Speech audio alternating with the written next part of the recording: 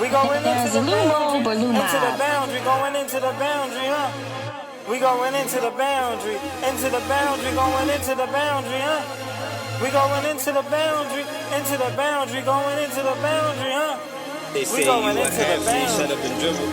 Finish your career, you stuck in the middle. Figured it out, that you stuck with the riddle. Broke your body down, got stuck in the spittle. Might have had pro dreams, and you made it to the top. Might have make it to the lead, but you made it off the block. They were screaming your name, Lifetime dreams is to get in the game. Now you up in your dorm, trying to tighten your plan. Got a lot on your plate, do it right for the fam. Do it right for the fans, got it right in your hands. Lou Mobley from Into the Boundary, man. I'm here with Dane Davis, B&D headquarters, licensed and insured GC. We here to film a day in the life of him. What's up, Dane? What's up? So let's just walk through the crib and show us what you got going on. All right, so this is a little project I got going on. We're at the stage where we just got done all the mechanicals. So the mechanicals is the HVAC, plumbing, and electric. So after this, we're gonna go in and get inspections from the city, and then we're just gonna close up, and then we're gonna keep it moving. So 3-bedroom, 1 bath. We actually turned it into a 3-bedroom, 2 full baths, 1 master bathroom. About how long did it take to demo and get it to this point? So the best thing about it is you gotta have good guys, right? So it took me to get to this phase about a month.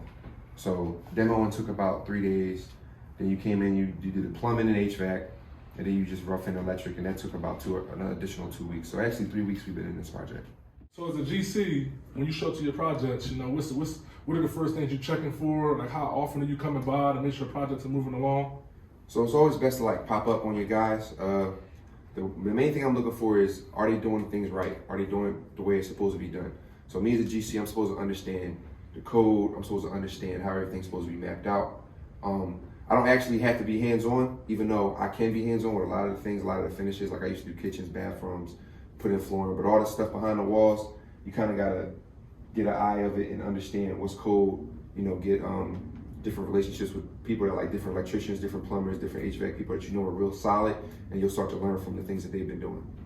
How long would you say it took you to acquire like some of this knowledge you're talking about? Me personally, so I kind of got lucky because my father, he actually knows how to build a house from the ground up. He used to work for the city as a housing inspector for 20 years. So as a child, I was like, you know, helping him with all the projects that he had going on, all the things in the house, going to Home Depot with him every freaking day. And I actually sponged up all that knowledge, and fast forward to now, I just didn't know I really actually understood a lot of the things that I didn't know I understood. So it kind of came easy for me. So how do you go about the budget, you know, buying the materials, paying your guys to do the work, you know, what's your process? So I first come in, I assess the space. Some houses might not need as much work as other houses. So after I assess the space, I pretty much figure out the easy way to do it, which a lot of people don't know, is you take the square footage of the house and you times it by 75. If you times that by 75, 9 times out of 10, you'll get an almost perfect number of a full gut rehab with the material, like, you know, basic material and stuff included. But every house is different. Like, example, this house, I had to tear up the whole upstairs because we wanted to reframe the upstairs to add that extra bathroom. Other homes just might need just a few walls taken out downstairs to have that open concept feel. So it all depends. When it comes to buying material, I have relationships with a bunch of vendors who actually deliver all the material I need. There's little stuff I got to get, like tubs, toilets, and little things like that, like the electrical things. But for the most part, like the framing wood, sheetrock, all that stuff gets delivered because I have good relationships with vendors. All right. And how you go about, like, you know, scheduling payments based upon like progress and stuff like that? So it gets it depends. It's a few different ways you can do it.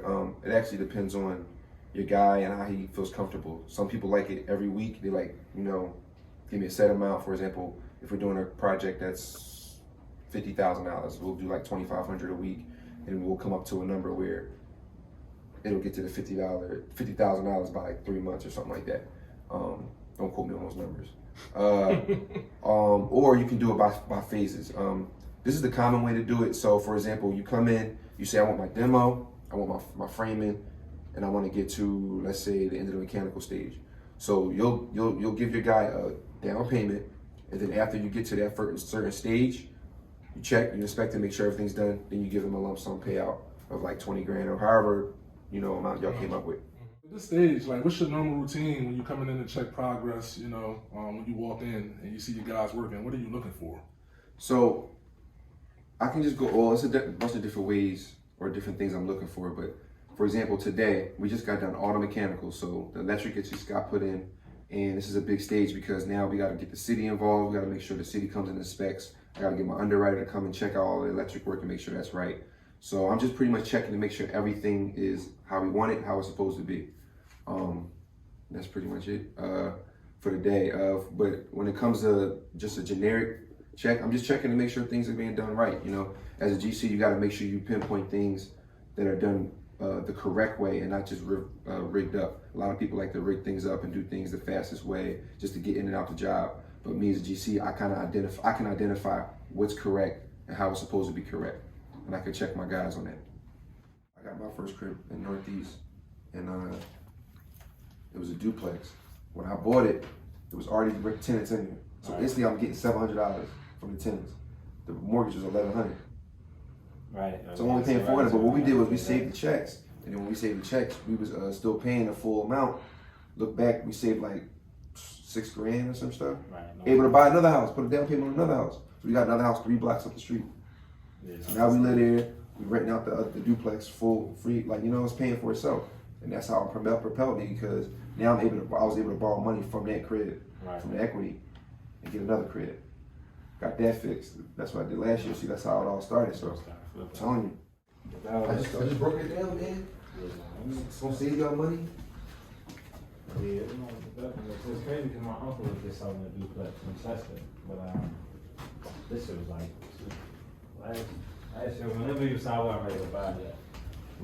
And he was like, yeah, you could just. He got 2 tenants in there. They both paying $700 a month. He like the mortgage only gonna be like $700.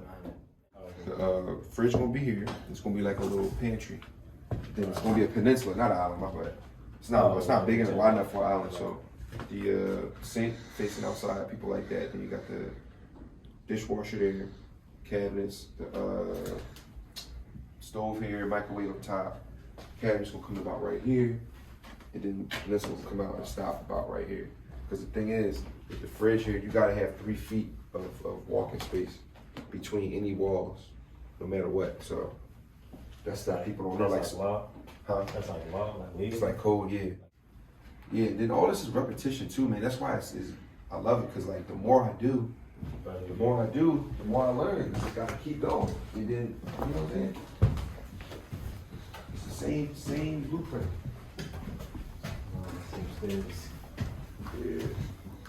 Right in your hands, everybody can't go. Falling out with your man, they never understand what you going through. They never understand what you dream about. They never understand. When we clear it up, I hope you understand. We just putting it out. You never heard the stuff on how I blew the bag and I spurs and stuff. Used to be the man, I never heard it, cuz got a lot to say. I got some words for cuz. We going into the boundary, erasing the boundary. They making the boundary, replacing the boundary, showing you direction when you facing the boundary, pushing it further. We breaking the boundary. Into the boundary, going into the boundary, huh? We going into the boundary, going into the boundary, huh?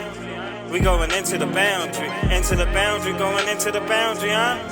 We going into the boundary, going into the